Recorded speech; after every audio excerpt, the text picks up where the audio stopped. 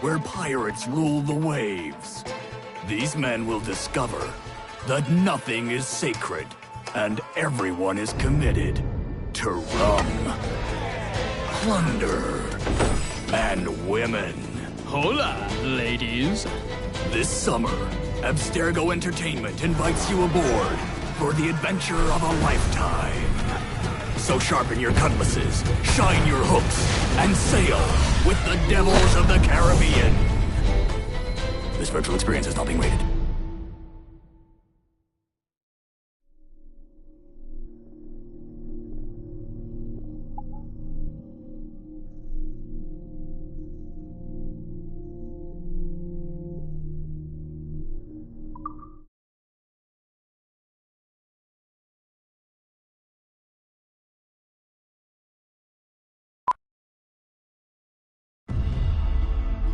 The dawn of the deadly 18th century.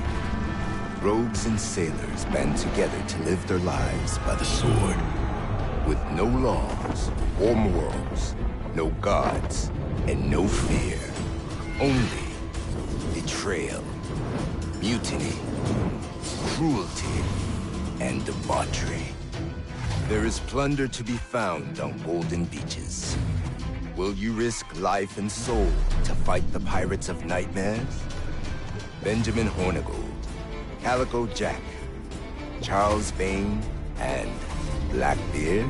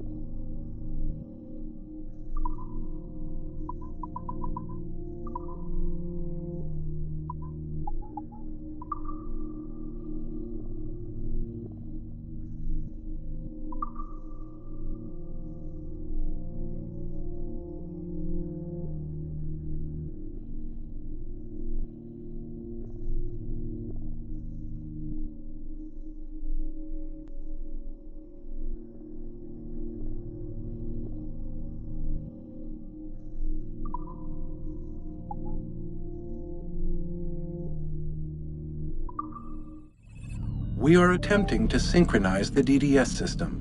This will only take a moment. We are almost there. The DDS is now in sync. Thank you for your patience. We hope you enjoy your experience. Rudolf II invited many notable figures to his court, making Prague the center of European culture. Among them were Englishman Edward Kelly and his stepdaughter, Elizabeth Jane Weston. Observe her and report any alleged collusion.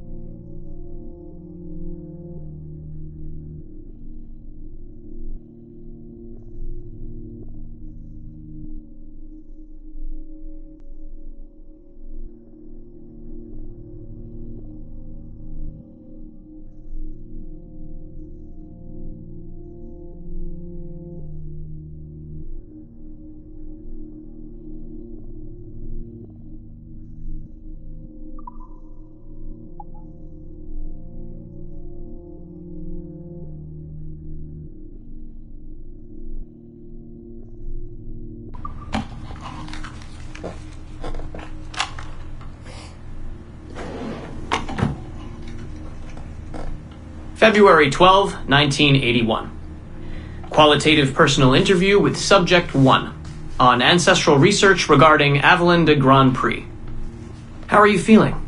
Any side effects? Not really. Aside from the headaches. They've been worse since I started staying in longer. But I don't want to stop. I like her. I want to know.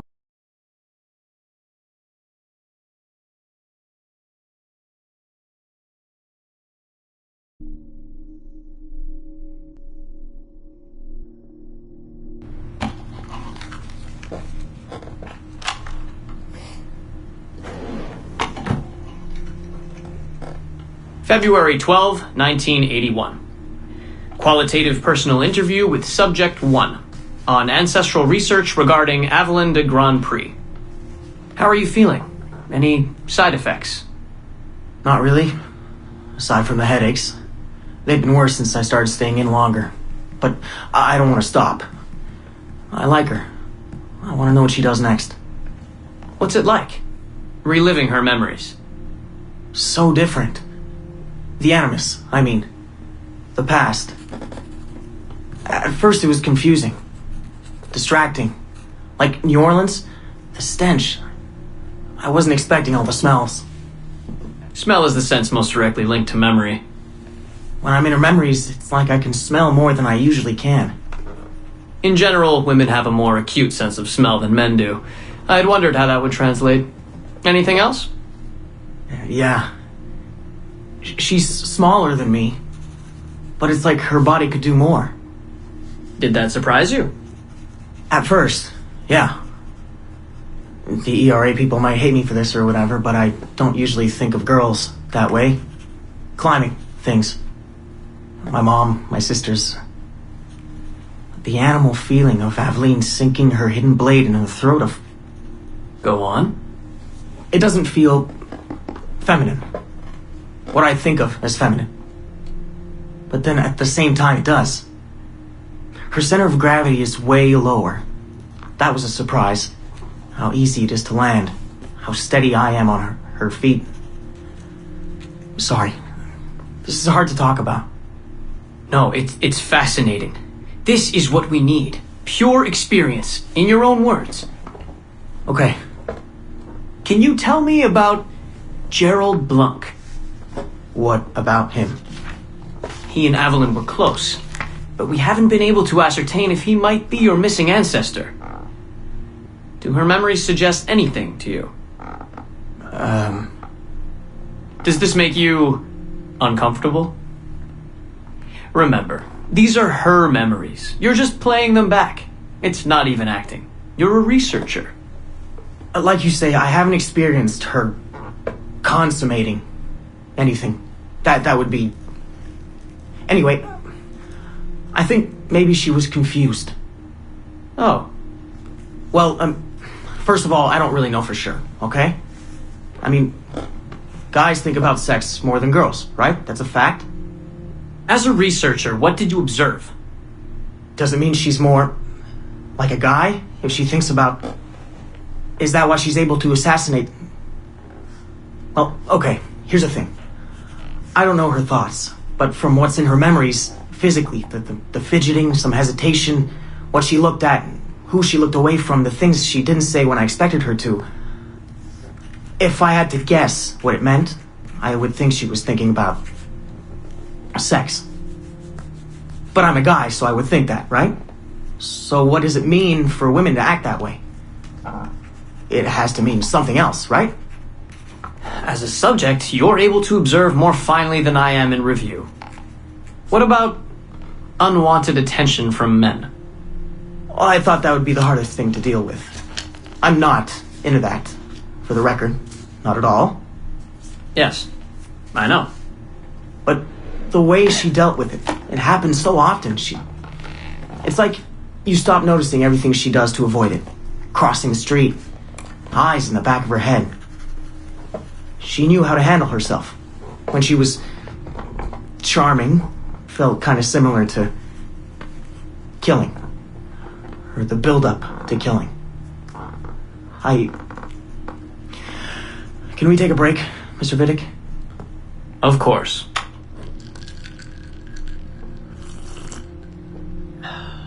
Ready to go on? Yes. Evelyn was black. And white. On her father's side. You're sensitive to that? I guess. I mean, I'm white. Aveline looks black, so that's different. But you get used to it. Like with the girl thing. Until someone makes you not used to it. What do you mean? I don't think I've ever had to think so much about what I'm wearing or how I'm walking. But Aveline, it's like she goes through her whole life in these uniforms.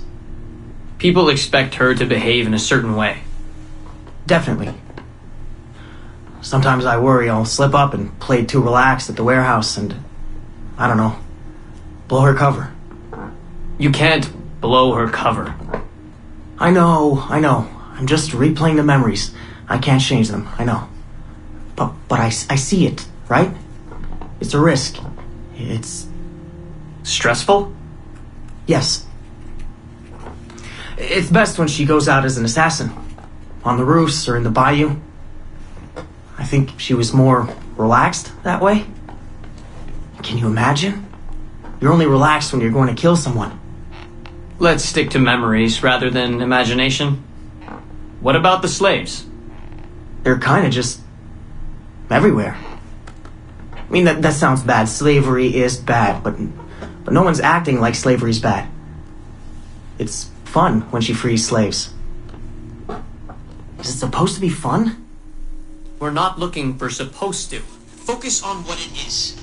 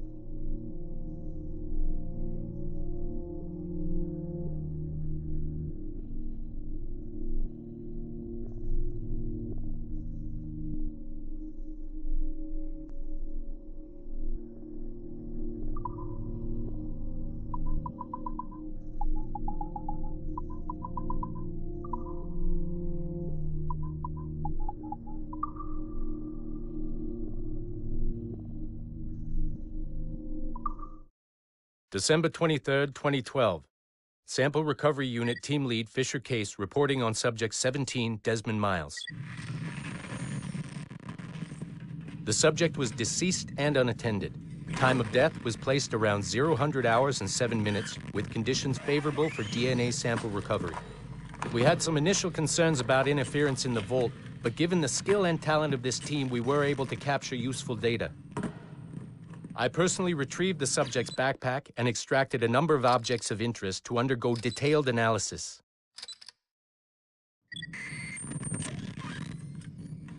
The subject displayed burns to the right hand, severe enough to fuse the bones, indicating some kind of spontaneous, intense burn trauma. Honestly, we've never seen anything like it before.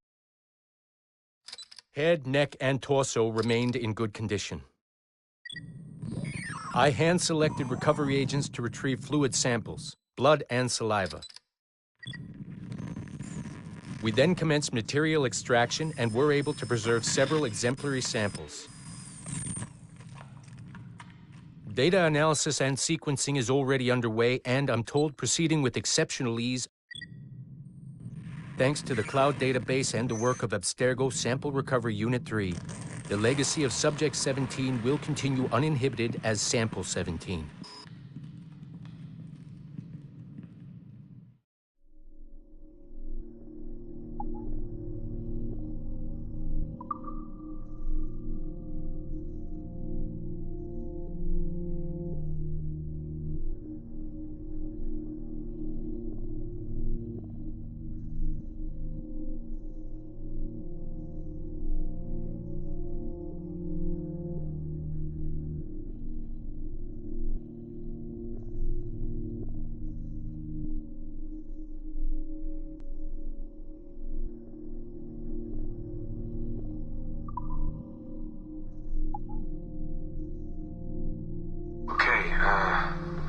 This is on. I don't think I've ever used this phone more than a few times to record anything. Hey, Dad. So, we're all here in New York at the motel. It's Queens, actually, in Astoria, near the NQ. Rebecca's off getting batteries for something. Sean's in his room doing whatever Sean does. And, you're out getting some food. Me? Well, I'm supposed to be getting ready to break into some offices in the financial district. Feels just like prepping for one of your old training drills, actually. 10 years go by, and then you show up, and it's like I was never gone. And we're right back to the ball busting and the conspiracies and the paranoia. Only this time, I believe you. I believe every word. You know, I don't even think you know the half of it. I don't think you know how much I've seen. How much I've learned in just a few weeks. Everything, really. I feel like I've lived 1,000 years, or 10,000 maybe. It's impossible to explain. But when you see that much of the world through the eyes of so many, you can't help but be sad. And to see all these incredible, intelligent people fight the same battles, make the same mistakes over and over again. Because culture and knowledge and history, these things, they aren't passed on through our genes. Every kid on Earth needs to relearn the basics. How to live, how to survive, how to stand up for what's right. So much is lost in the transfer. So much is added every generation. It's a shame. I mean, over and over, everything must be learned again.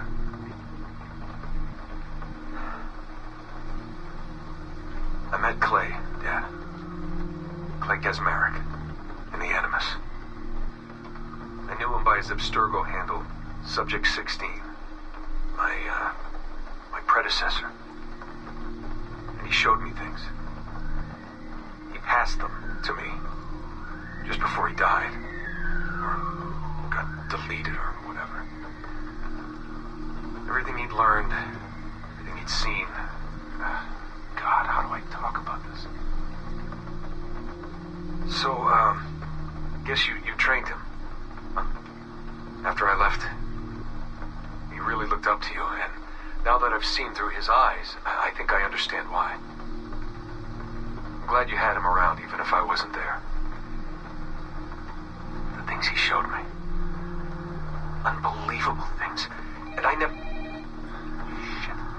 Alright, I'll back in a second.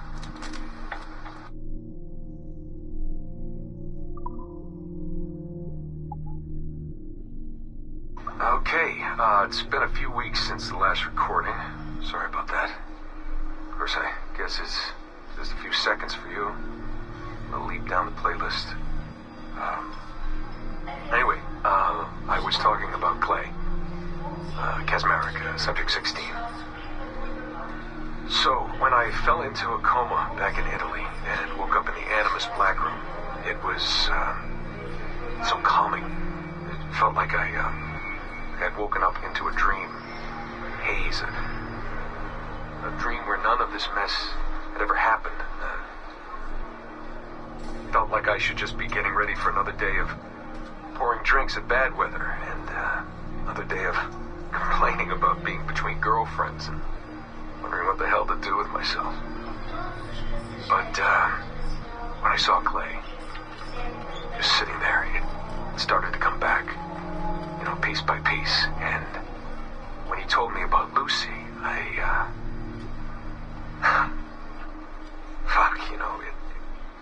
it hurt. Realizing that I killed her without thinking or feeling anything. Not at the time, anyway. Well, then, things just kept piling on. There were more memories of Ezio and Altair and the first civilization. And then, right before he vanished, Clay passed on his memories to me.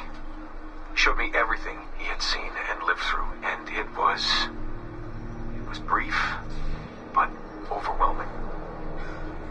Not really sure how to explain. He saw glimpses of Adam and Eve and their escape from slavery. He saw the beginning and the end of the war between the first Civ and humans. He saw Minerva, Juno, and Tinia trying to work out their calculations. At least that's what they called them. They had these tools, these powerful machines that could predict possible futures. Not what was going to happen, but what could happen. Probabilities. And, well, they spent a lot of energy trying to figure out what was the most likely scenario for the future. Theirs and ours. And in the end, I guess they figured I was their most likely candidate. Some guy named Desmond living at the beginning of the 21st century of the Common Era. But which Desmond was the right one? Because, you see, probability is a weird thing. It can branch out in so many ways. Which version of me did they need? Was it the Desmond who got married early and had a son? One who stayed single in New York? Or was it the Desmond who moved to San Francisco to be a waiter? Maybe it was the Desmond who worked at an auto body shop in Chicago, or maybe it was the me who never ran away from his parents in the first place. First Civ had countless variations to choose from, but in the end, the lucky one was me. I'm the Desmond their best calculations spit out. I'm the Desmond they left their messages for, and I guess I have to live with that honor. What an honor. Pretty tired. There'll be more later. Ciao.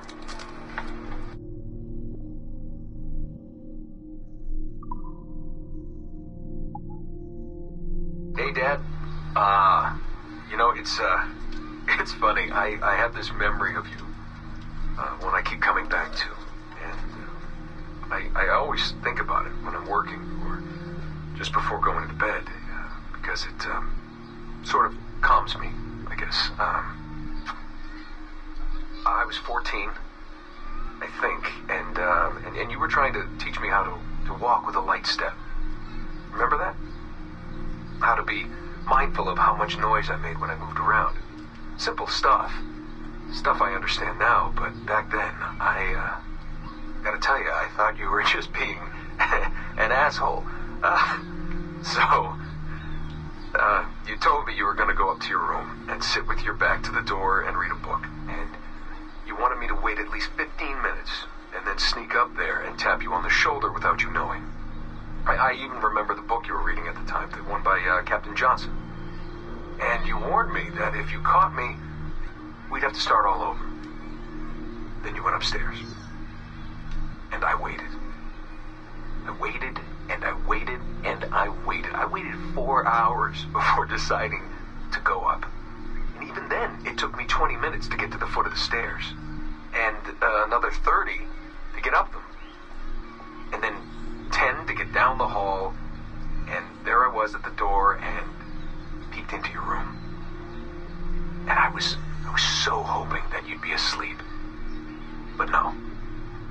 You were still reading. And I just about shit myself. But 10 minutes later, I was just 5 feet away from you. And that's when I remember setting my foot down, and you flinched. Ever so slightly. You flinched. I thought maybe I'd imagined it, but I knew you'd heard me. You didn't say anything. You just checked your watch, you reached for your drink, you took a sip, and then you kept reading.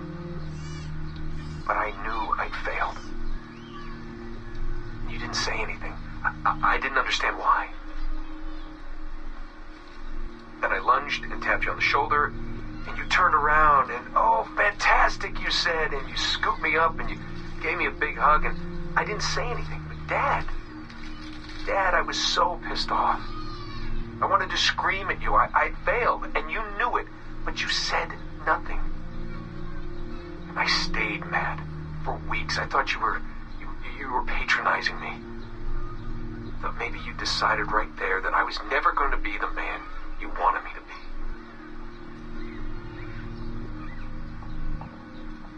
But I realized just a few years ago that you checking your watch, that was the clue, wasn't it? You let me win because I had been so patient. I guess that impressed you. You know, maybe at that moment you thought it might be better to be my dad instead of my mentor. I don't really know. Maybe for you they're one and the same. You know, either way, I'm happy to know that both my mentor and my dad are looking out for me that day. I didn't understand that then. I think I do now.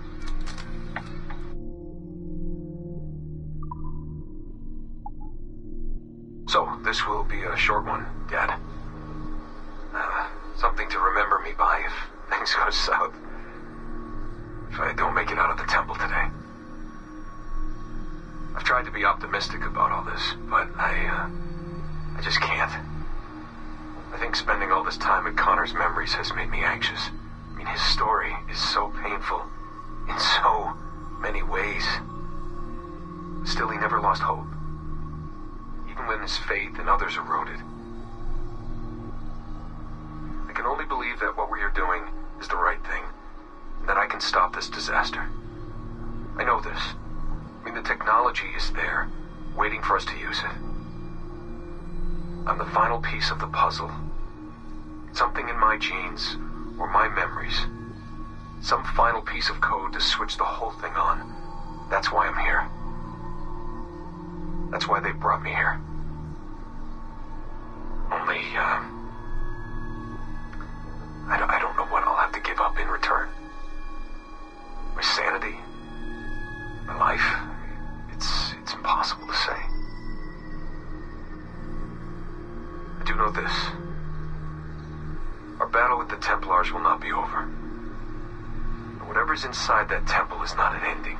It's just another chapter in this endless story. And it'll be your job, and Mom's, and Sean's, and Rebecca's, to keep turning the pages. You know, I keep thinking about something Orson Welles once said. Something like, if you want a happy ending, it all depends on where you stop telling your story. So maybe that's the answer. Maybe that's how people keep marching forward. If something goes wrong in their Dad, something happens to me. When you tell my story years from now, please tell them the one about how I lost my way, and then I found it again. Just in time to save the world. And just end it there. That'll keep everyone smiling.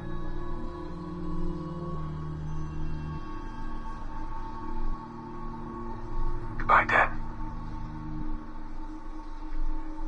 Say hello to Mom. Tell her I love her, okay?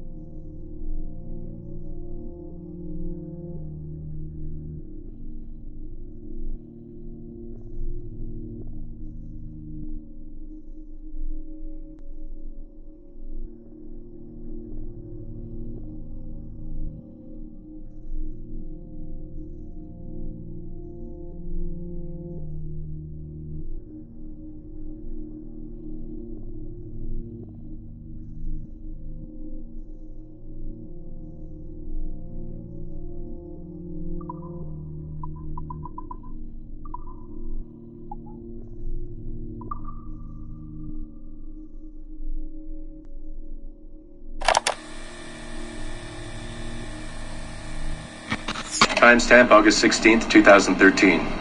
The following audio clips were selected from over 160 hours of reel-to-reel tape found in the residence of the late Dr. Warren Vidic following his murder in December 2012. According to labels on the tape's canisters, these recordings were made over a 14-month period between 1980 and 1981 without the consent of their primary subject, Mrs. Eileen Bach, a colleague of Dr. Vidic's and the originator of Abstergo's surrogate initiative. Mrs. Bach is now deceased. It should be stated unequivocally that Dr. Vidic made these recordings illegally and of his own volition using wiretaps and hidden microphones. That Abstergo Industries had no knowledge of his actions and disavows any responsibility for them. And we're live. Capacitors at full. Ease the signal in. A little more. You feel anything? Don't be timid. Double it. No, we're taking it easy. 20%. 30. Eileen, go easy.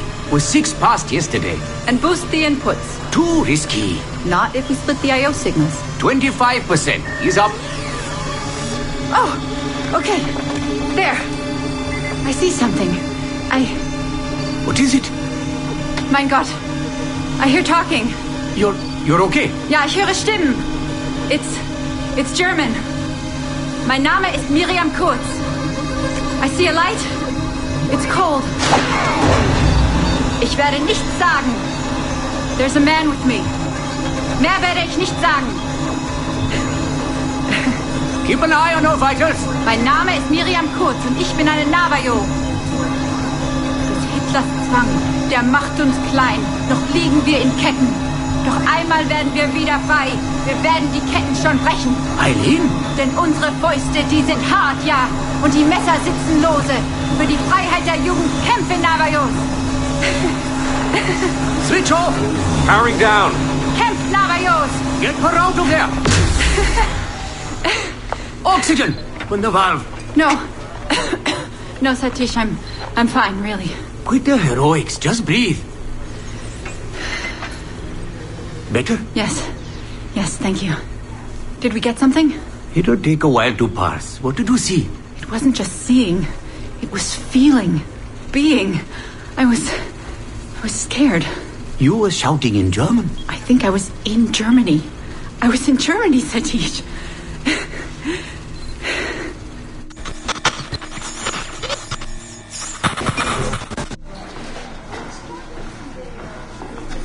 Good morning. Well rested? Exhausted.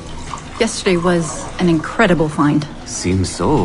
What did it feel like? It's foggy, but I relived the memories of a young German woman. Early 20s, I think. A man was interrogating me, looming over me and asking questions. He was shouting, but I was shouting back. And then this poem just came out, like a chant. Fascinating. I'm eager for you to hear the tape. Is it ready? Yes, we transliterated the data onto an audio file. It took all night to process the language. Spool it up. Of course. Have a seat. Judging by the subject matter and the setting, I'd say you landed somewhere in Germany in the 1940s, 1 or 2 generations back. During the war, I'd imagine. 1940s Germany? That would be Miriam Kurtz, my ex-husband's mother. So she's not related to you in any way? God, I hope not. I'd hate to find out my ex-husband is also my brother. Well, if it was Miriam Kurtz, then we hit a home run. You tapped into someone else's bloodline entirely. Should we celebrate? We'll listen first. Surrogate Initiative, Test Session 23, July 29th, 1980. Host, Eileen Bach. DNA sample SB1970. It's a little garbled at first. This is you settling into the memory. Your name, say it. My name is Miriam Kurtz. Louder.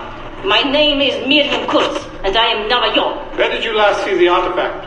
Who holds it now? I'll say nothing. I've told you all I will. I don't believe that is true. Who has the artifact? Hitler's dictates make us small and are bound in chains. But one day again we shall walk tall. No binds will us restrain. Enough! For hard our fists, yes, and the knives at our wrists for you to be free. Navajos lay siege. Knock her away. Navajos lay siege. And that's where we pull you out. Whoa. What would it take to get a visual render of all that? months, unfortunately. It took 13 hours just to process the audio. Visual takes much longer. But Vidic is able to record audio and visual in real time. How does he do it? His subjects are exploring their own genetic memories. That requires much less processing power. Hold on, sorry. Eileen here. Hello. You have 10 o'clock in Lillian's office. It's 10:13 now. Oh, shit. I'm sorry. Tell her I'll be right there. And tell her we have some good news. No problem. You in trouble? The monthly progress report. I'm trying to be honest about our progress, but no matter how much I polish our facts, Warren Vidic swoops in, promising the moon for pennies, and gets 10 times the funding for his Animus project. Well, we are using his Animus technology. He's the foundation. We are the skyscraper. Which is why he should be a tech lead, not a project director. Good work, Satish.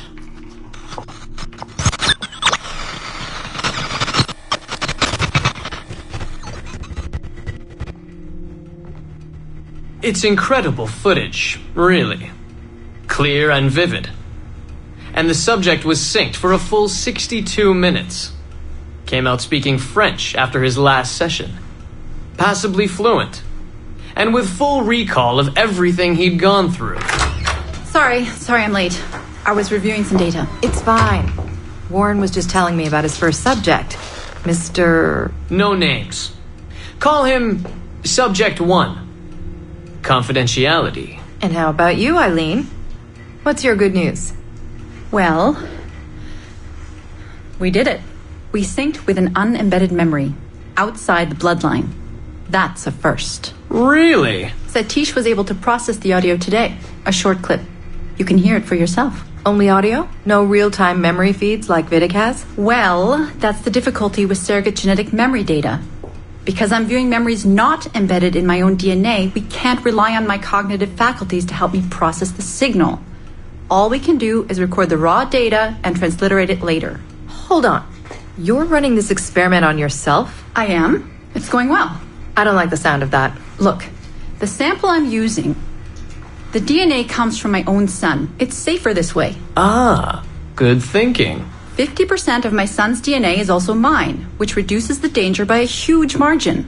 Meaning, I can now explore the memories of people who aren't directly related to me on his father's side. But for brief periods of time, I imagine. Right.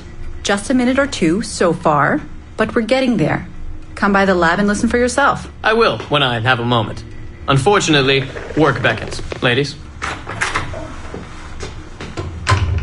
That man is colder than a San Francisco summer. Stay focused, Eileen.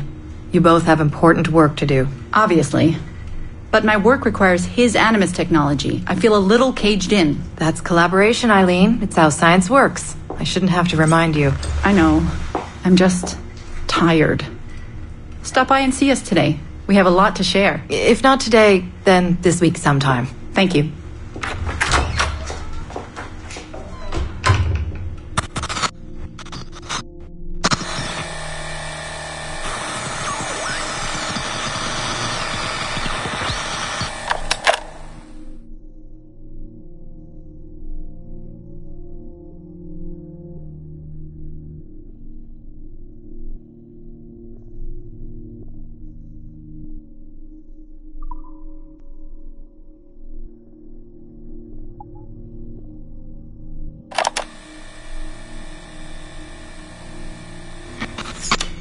Surrogate Initiative, Test Session 27, October 21st, 1980.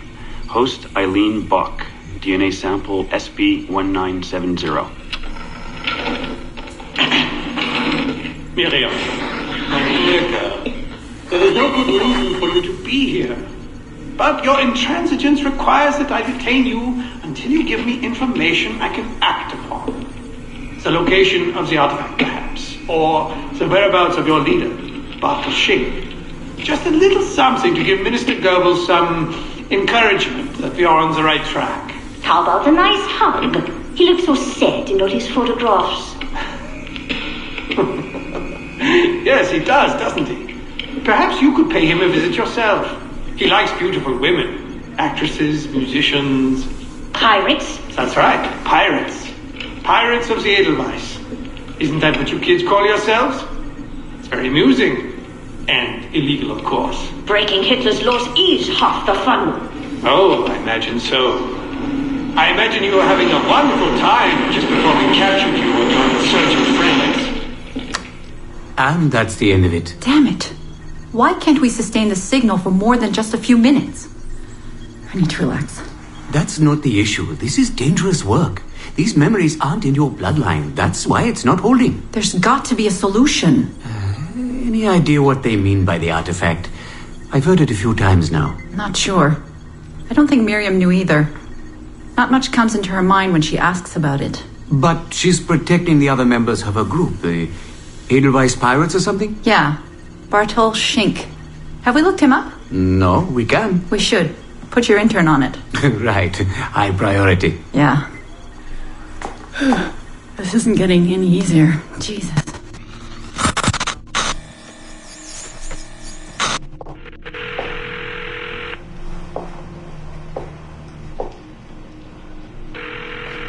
Hello? Hi, Seamus. It's Mom. Hey. How are you? Dad!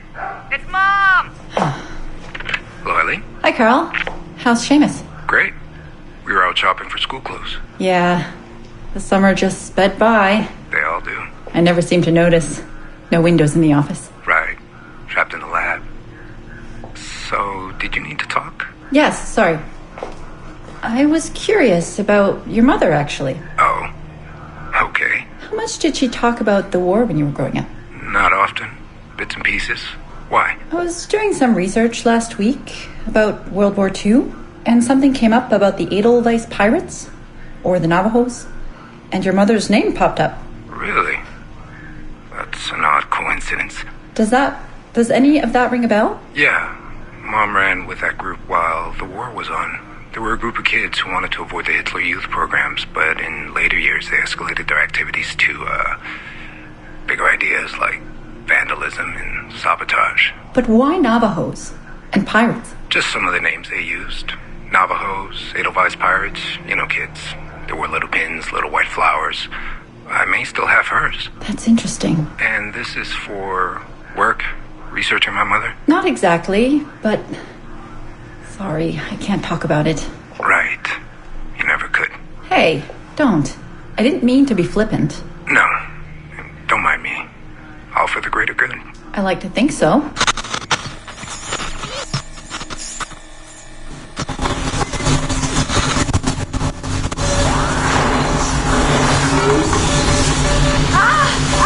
Power down. You all right?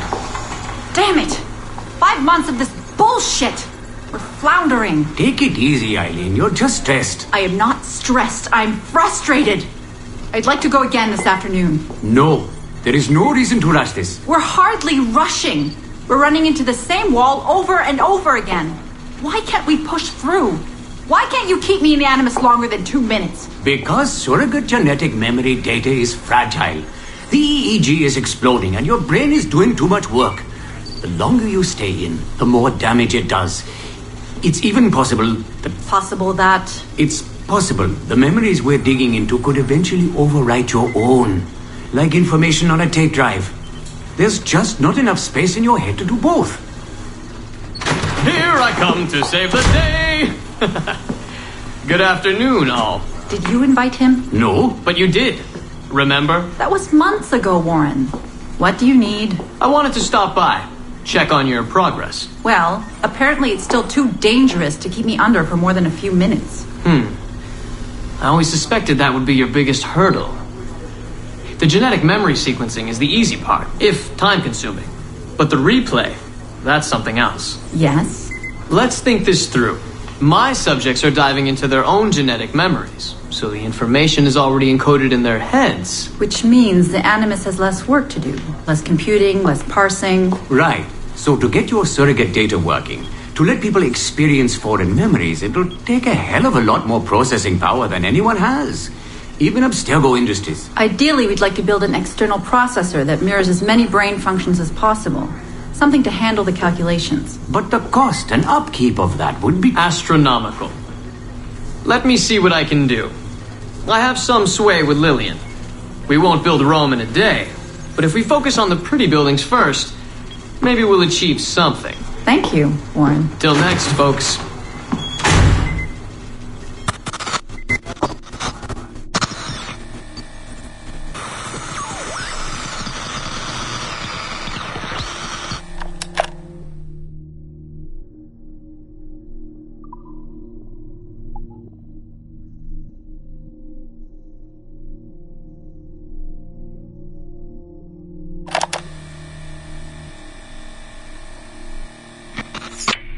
Surrogate Initiative, Test Session 32, January 11th, 1981. Host Eileen Bach, DNA sample SB1970.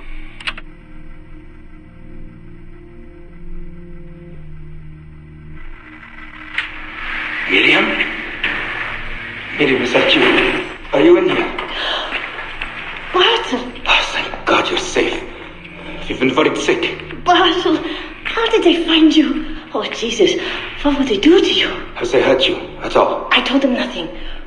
All they do every day is ask about you and that artifact. But I didn't tell them anything. Nothing. I know you didn't, Miriam. But how are you? You aren't hurt? Not badly, no. I'm fine. Good. We need to get the message out to Oscar. Somehow. We need to tell him where... Very interesting footage, Eileen. This is Germany, you said. World War II? Most of the memories I've been able to access come from a period where Miriam was imprisoned by Nazis in Cologne. Miriam. Is she still alive? No, she was my ex-husband's mother. She passed away about 5 years ago. Well, she was spirited. An impressive lady. Definitely. And the man, Bartle. He made reference to an artifact. Any idea what that is? My team is looking into that, but it's not our first priority. We still need... It is now. Really? You must have other recordings of this woman. Are there any other mentions of this artifact I should know about? Half a dozen or so, yes. What's this about? You have questions, I understand that. I don't have answers for you. Not right now, but I do have money. And if you get me those recordings and bring me any other artifact references you find, then I will triple your operating budget for as long as I can. Triple my budget? My God, what is this? 9 a.m. Monday morning, my office. We have a lot to discuss. But Lillian, I don't... Have a good weekend, Mrs. Bach. Fantastic work.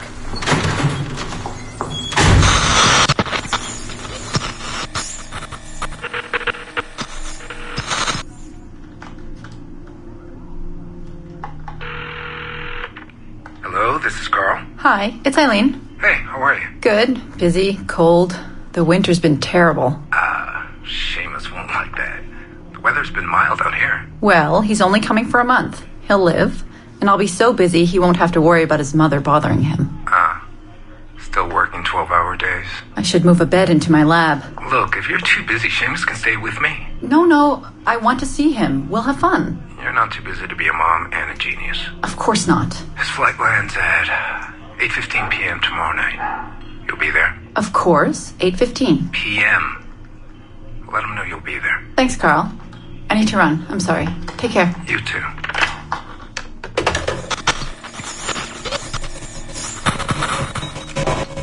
Eileen.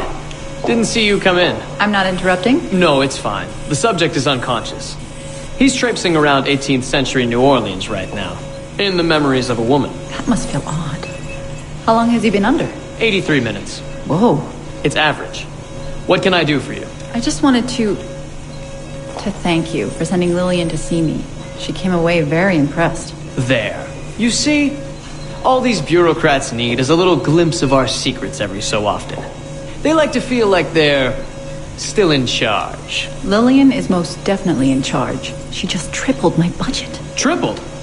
Christ, Eileen. You must have discovered who killed Kennedy. Well, she heard something on one of my tapes that interested her. Something about an artifact. Very vague, but it was enough. An artifact?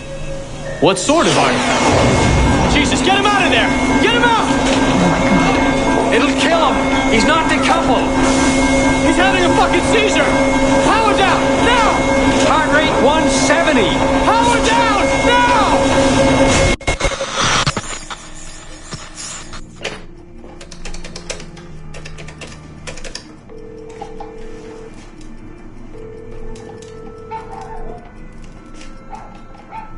Eileen, Warren here. I was all ready to apologize for the late call, but you seem to be away. Maybe with your son. Listen. Since the unfortunate incident with Subject 1, there's been a lot of dire talk around the office about my Animus project. About shutting it down. About it being unsafe. Typical top brass bullshit. And if they shut me down, then your surrogate initiative goes away too. I'm sure you're already well aware of that. Well, let me be the first to reassure you. This will not happen. I will not let them take this from me. From us. I will not let one death, of an undiagnosed epileptic, I should add. I will not let this destroy the decades of incredible research done by our predecessors. And the 5 years I've spent perfecting the Animus. There's still more work to be done. And countless rewards to be reaped. So I wanted you to be the first to know. I have decided to volunteer myself as my second subject. I am convinced that the Animus is perfectly safe, provided I stay within the boundaries of my own ancestral bloodline. Next week I plan to prove this by staying a full 4 hours in the Animus. I would be grateful if you and your team would monitor my progress. And after this necessary but ridiculous proof of concept, I give you my word that I will work closely with you to solve your outstanding problems. Your surrogate initiative is a bold idea, and I do believe it is the future of the Animus project. But while we have the Animus itself, I do not want to waste precious opportunities to prove its safety. I'll see you in the office on Monday. Goodbye.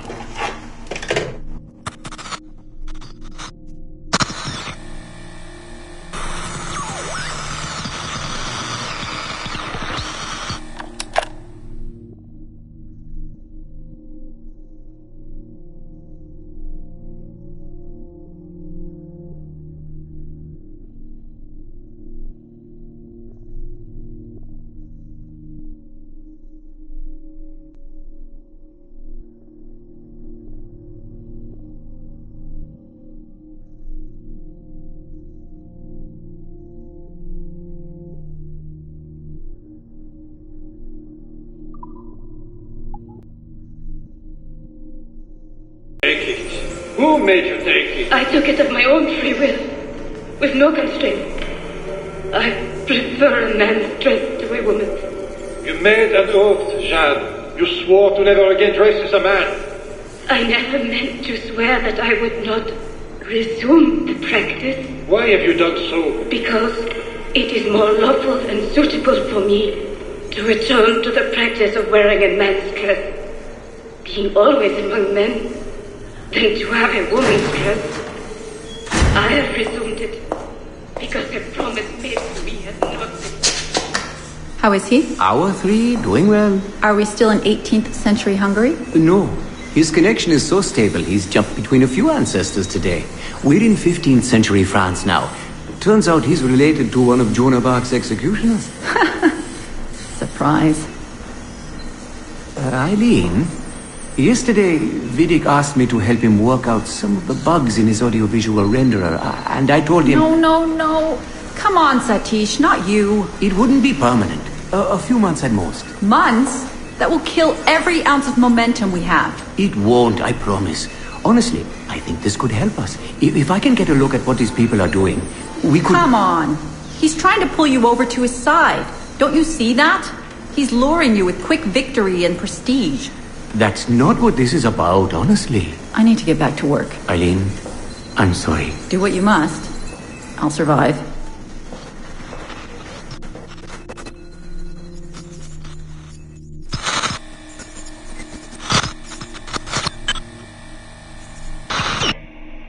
Surrogate Initiative, Test Session 32, April 2nd, 1981. Host Eileen Bach, DNA sample SB1970. Miriam, are you awake? What? Miriam, they're coming for me. Oh, is it God? I see them from my window, massing in the courtyard. My time is up. Basil, don't say this. You don't know that. Forgive me for this, Miriam. But I must tell you something. The artifact. We have it. But only Oscar and I know its location. Don't tell me. They will release you. Your family has connections. You must take the artifact and bring it to the assassins in Paris. Please don't. I don't want to know. It's safer if I don't. Hush now. If I die, knowledge of its location dies with me. You must bring it to the assassins. Assassins? I don't understand. The spire of St. Petrus. No, I don't want to hear. Cell 7!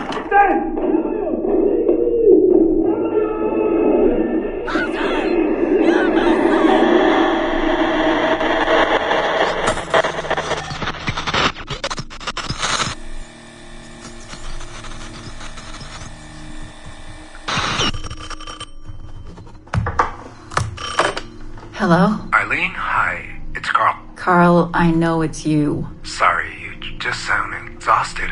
Did I wake you? No, I've just been busy. It sounds like it. I'm just a little tired, that's all. No, I mean, your project sounds fascinating. Your colleague, Dr. Warren Vidic, he called me recently and he told me what you've been up to. He what? Warren? Yeah, he told us about your research, memories, ancestry, all of that. He even asked if we'd be willing to come in and... No! Jesus, no! What the hell is he doing? Eileen, it's okay. We signed some papers, non-disclosure stuff. No! He's trying to fuck me over! Damn it! Eileen, we just talked about my mother, just like you and I did. World War II. That's all. It's the artifact. The what? Carl, if he calls you again, you tell him you work through me, okay? That's it. Vidic has been a pain in my ass for years, and I don't need him getting all the glory for my 2 years of hard work. All right. So how should I go about this? I mean, the wheels are in motion. I don't know.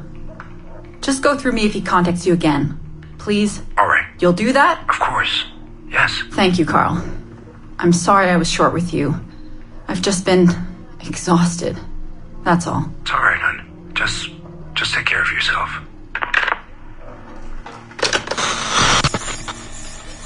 Morning, Eileen. We're almost ready. Just a few more adjustments. Okay. I had the team do some research on this artifact we've been chasing, and it appears the Third Reich actually found something matching its description sometime in 1940. Eileen, are you all right? Sorry, yeah. I'm fine. Just a little scattered. Vidic called my ex-husband last night. He wants to put him in the Animus. To find the artifact before us? Exactly. Well, it would be fast using Vidic's Animus.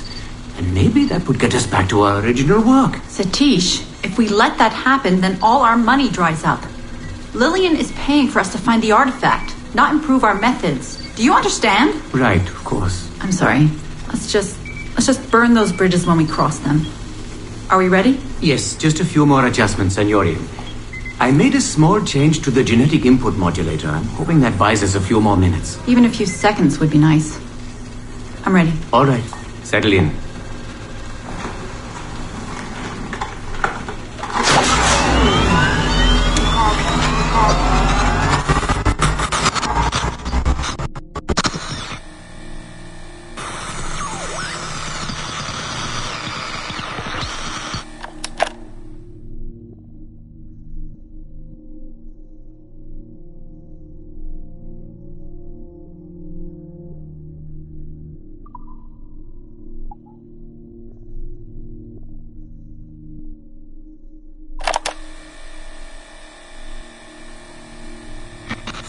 Surrogate Initiative, Test Session 37, August 9th, 1981.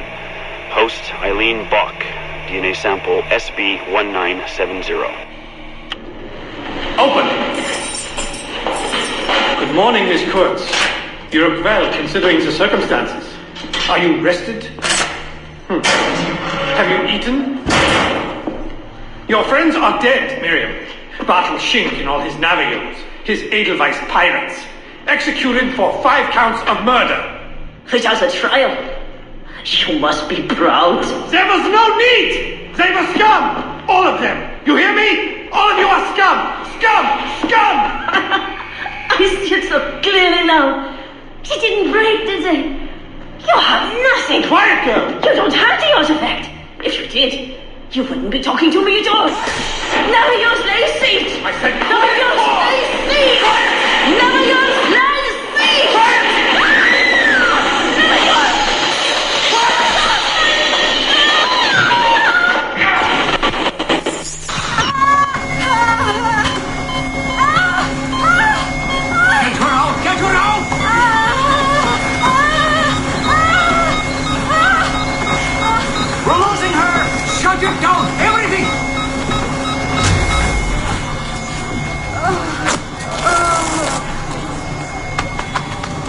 Eileen, open your eyes. Can you hear me?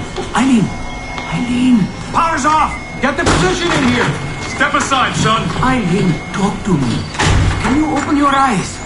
Clear! Oh, God. No response.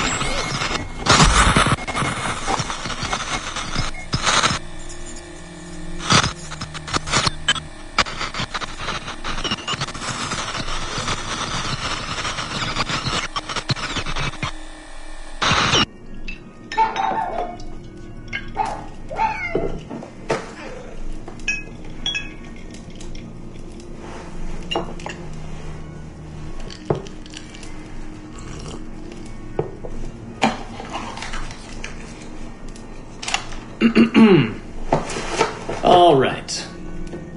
Notes towards a speech in honor of Dr. Eileen Bach's premature retirement. When I first learned of Dr. Bach's unfortunate accident, I couldn't help but feel a great sense of loss at... No.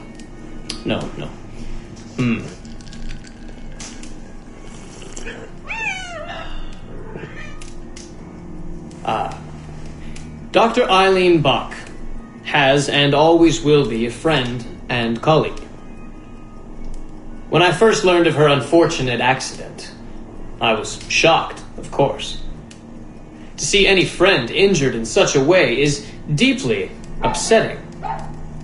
And to further learn that her injuries were severe enough to force a premature conclusion to her brilliant career, well, I would not wish that fate on anyone. But if there is any solace to be found in her accident, it may be this: that she was injured in service of her research, in service of work that she cherished most dearly. And it is thanks to her, it is due to her diligence, that some of the mysteries of genetic memory have been further illuminated. And while it is true that work on her project, the Surrogate Initiative, as she called it, has been temporarily halted, the copious amount of work she has done over the past 3 years has been incredibly valuable. So while her work has been suspended for the time being, her legacy will most certainly live on.